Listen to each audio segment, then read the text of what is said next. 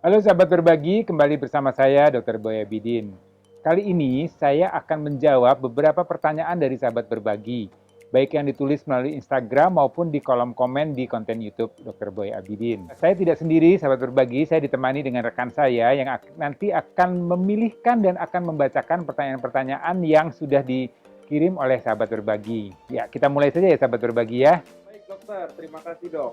Jadi di sini saya sudah melihat beberapa pertanyaan dari sahabat berbagi yang mungkin menurut saya bisa dijelaskan lagi oleh dokter. Yang pertama nih ada pertanyaan dari Laster Owen. Dokter, saya mau tanya, sesudah operasi kista di saluran tuba, apakah masih bisa hamil? Tolong dijawab ya dok, terima kasih. Ya, jadi kalau ditanyakan mengenai operasi kista di saluran tuba, mungkin saya perlu perjelas lagi. Ya, kemungkinannya sih bukan operasi kista di saluran tuba karena memang jarang ada kista di saluran tuba. Jadi kemungkinan ini kista ovarium yang dilakukan tindakan operasi, kemudian ada juga masalah pada tubanya atau yang kita sebut dengan hidrotubasi. Jadi kalau memang ada tindakan yang menyebabkan saluran tuba itu tidak berfungsi lagi, ya. Jadi ini kalau lihat dari pertanyaan tadi memang tidak terlalu lengkap, tapi kalau saya bisa analisa, ini pertanyaannya lebih mengarah adanya kerusakan pada saluran tuba.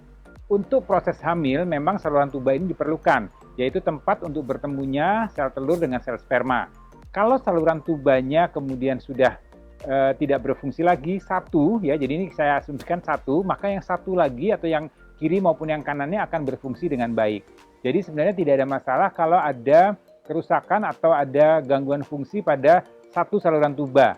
Jadi kalau satu saluran tuba, maka saluran tuba yang sebelahnya tentunya akan bisa membackup atau bisa berfungsi dengan baik. Jadi untuk pertanyaan ini sebaiknya nggak usah khawatir ya. Selama masih ada sel telur baik, selama saluran tuba yang sebelahnya baik, selama ada sperma yang baik, dan selama ada rahim yang baik, maka kita harapkan masih bisa terjadi proses kehamilan secara alami.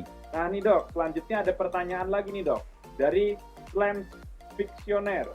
Ada ciri-cirinya nggak sih dok kalau orang itu tubanya tersumbat? Kalau pertanyaan ini adalah mengenai kalau ada sumbatan saluran tuba, apakah ada ciri-cirinya? Jawabannya tidak ada. Ya, jadi kenapa saluran tuba itu bisa tersumbat? Salah satunya adalah awalnya adanya proses keputihan.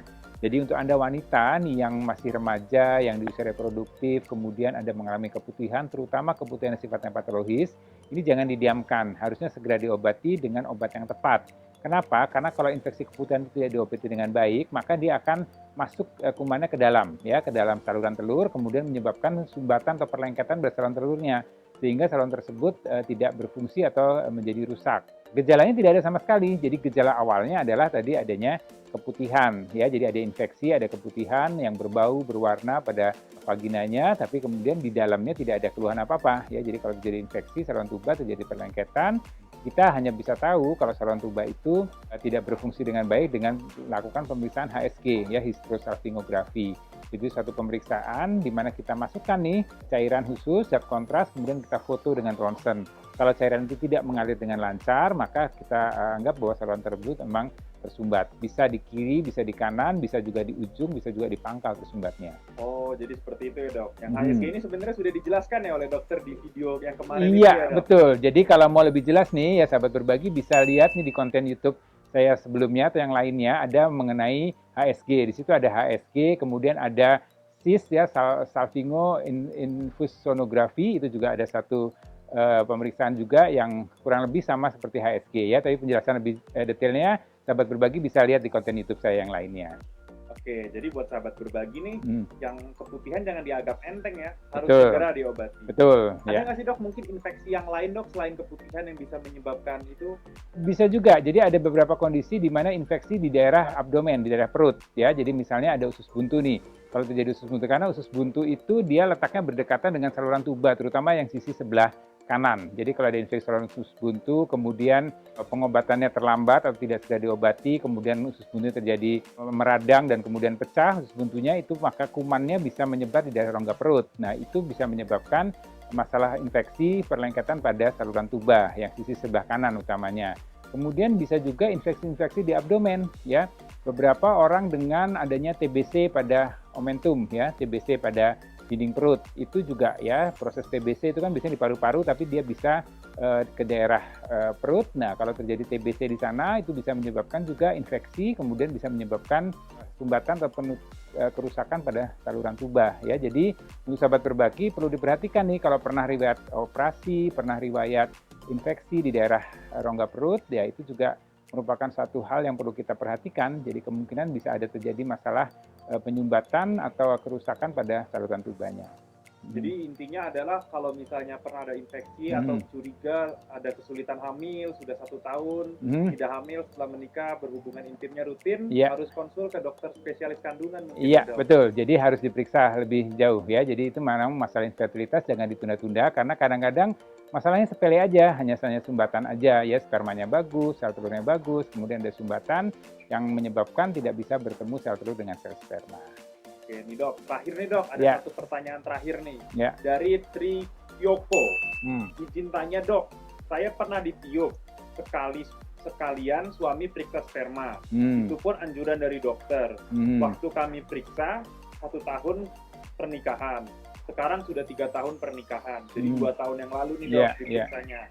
Apakah perlu saya periksa untuk ditiup lagi dok? Iya. Jadi ini pertanyaan menarik ya, jadi mengenai tiup. Jadi bahasa medisnya adalah hidrotubasi. Jadi hidrotubasi itu kurang lebih hampir sama seperti HSG. Cuman berbeda, kalau hidrotubasi itu kita tidak punya data secara otentik, tidak ada hitam di atas putih. Karena hidrotubasi itu dilakukan penyemprotan cairan, ya seperti ditiup tadi, kemudian kita lihat atau dokter yang mengerjakan akan merasakan, oh ya ini lancar, oh ini tidak lancar. Sedangkan saluran tuba itu kan ada 2, kiri dan kanan. Ya, bisa saja dia memang lancar tapi ke sisi kiri saja atau ke sisi kanan saja. Bisa juga mungkin pada disemprotkan lancar tapi sebenarnya berbalik arah, tidak sampai dia keluar. Jadi kalau hidrotubasi ini sebaiknya kalau menurut saran saya diulang lagi ya, dilakukan tapi tidak hidrotubasi tapi dilakukan HSG ya. Kalau HSG nanti kita punya foto ronsen, kita bisa lihat pada saat cairan tersebut mengalir. Kita akan lihat dengan lebih jelas ya, mengalir ke kiri, ke kanan, lancar atau tidaknya kita bisa tahu. Kemudian kita juga bisa lihat apakah ada hydrosalping atau tidak. Hydrosalping itu semacam peradangan di daerah saluran tuba. Ini juga bisa mengganggu untuk proses kehamilan.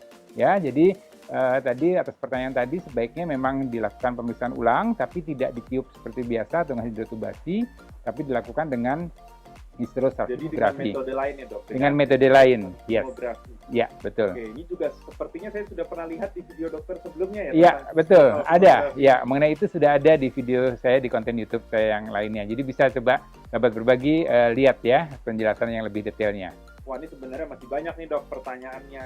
Tapi mungkin karena waktu kita terbatas, mungkin sekian dulu pertanyaannya. Ini saya pilihkan pertanyaan yang mungkin juga masih menjadi penasaran dari sahabat berbagi. Nah, kalau misalnya masih penasaran atau masih ada pertanyaan lain, bagaimana nih dok dari sahabat berbagi? Jadi untuk sahabat berbagi, sekali lagi terima kasih atas perhatiannya, terima kasih atas kiriman pertanyaannya. Jadi jangan ragu-ragu, jangan takut-takut, jangan malu-malu sahabat berbagi untuk kirim pertanyaannya ya, ketik di kolom komen di channel YouTube Dr. Boy Abidin, bisa juga di DM ke Instagram saya Boy SPOG ya. Jadi untuk sahabat berbagi, tentunya banyak sekali nih informasi-informasi yang berkaitan dengan kesehatan reproduksi, baik kesehatan Anda juga dan juga kesehatan untuk keluarga Anda. Jadi saya akan dengan senang hati berbagi informasi buat semua sahabat berbagi.